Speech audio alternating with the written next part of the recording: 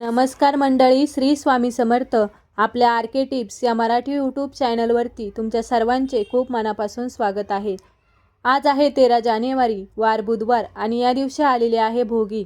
तर बघा, या दिवशी आपल्याला संध्याकाळी कापुरासोबत अशी एक वस्तू जाळायची आहे.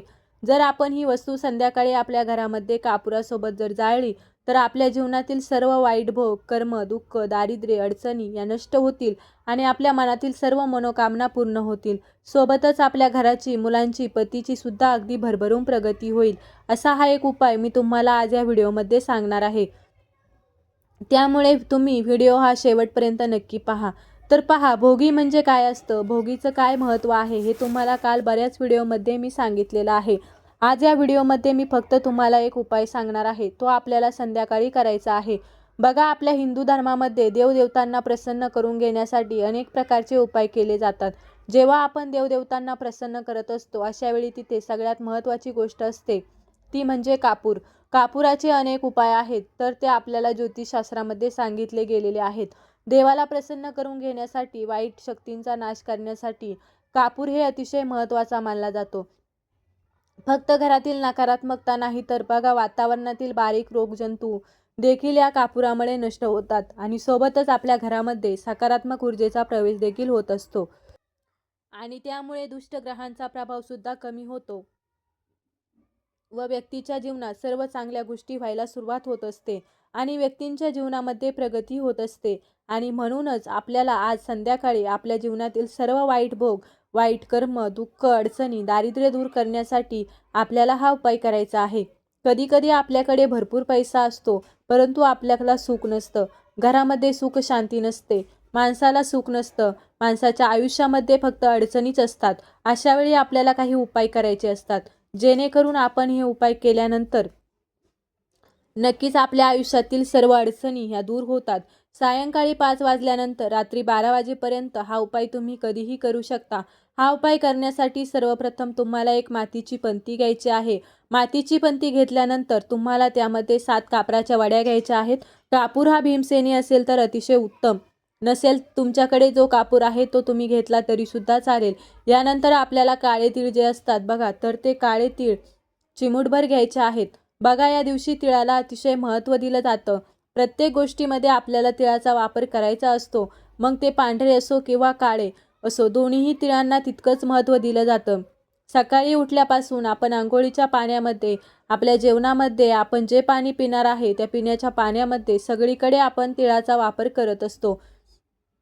कारण तीळ हे खाल्ल्यामुळे आपल्या शरीरातील उष्णता ही कमी होते आणि आपल्या जीवनातील भोगसुद्धा कमी होतात असं सांगितलं जातं. म्हणून संक्रांतीच्या आदल्या दिवशी जी भोगी असते, या दिवशी तिळाचा जास्तीत जास्त वापर हा केला जातो. म्हणून आपल्याला चिमूटभर काळे तीळ घ्यायचे आहेत. सोबतच एक तमालपत्र आपल्याला लागणार आहे.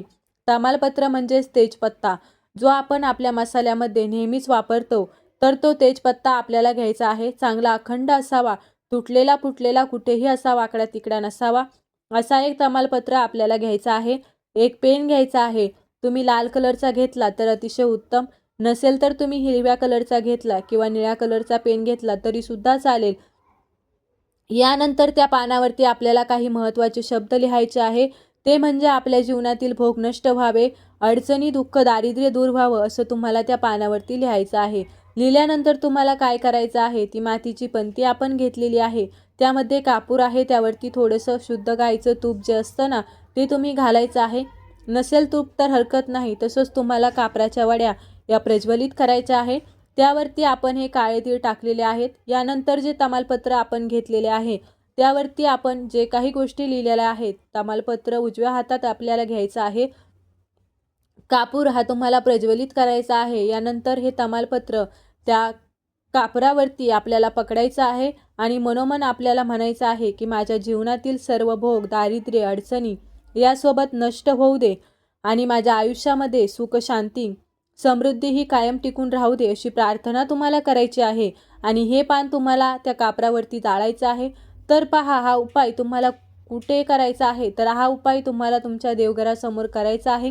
सर्वप्रथम बघा, उद्या भोगी आहे, तर आपल्या घरामध्ये एक दिवा आपल्याला लावायचा आहे. या दिव्यामध्ये आपल्याला शुद्ध गाईचे तूप घालायचं आहे. 2 लवंग टाकायचे आहेत. एक शुद्ध गाईचा तुपाचा दिवा आणि एक तेलाचा दिवा असे 2 दिवे आपल्याला आपल्या देवघरामध्ये लावून घ्यायचे आहेत. कारण हे दिवे लावल्यामुळे आपल्या जीवनातील जे वाईट भोग आहेत ते दूर होण्यासाठी आपल्याला मदत होते. ते भोग बघत असताना आपल्याला जो होणारा त्रास असतो तर तो सुद्धा कमी होतो. यामुळे आपल्याला हे दिवे जे आहेत ते देवघरामध्ये लावायचे असतात आणि हा उपाय सुद्धा आपल्याला देवघरासमोरच करायचा आहे.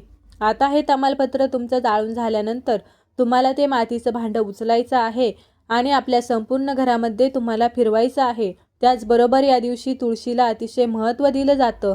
यामुळे आपल्याला हा दिवा घ्यायचा आहे, म्हणजे कापराचं भांडं घ्यायचं आहे आणि आपल्या तुळशीवरून 3 वेळा आपल्याला ओवाळून घ्यायचं आहे.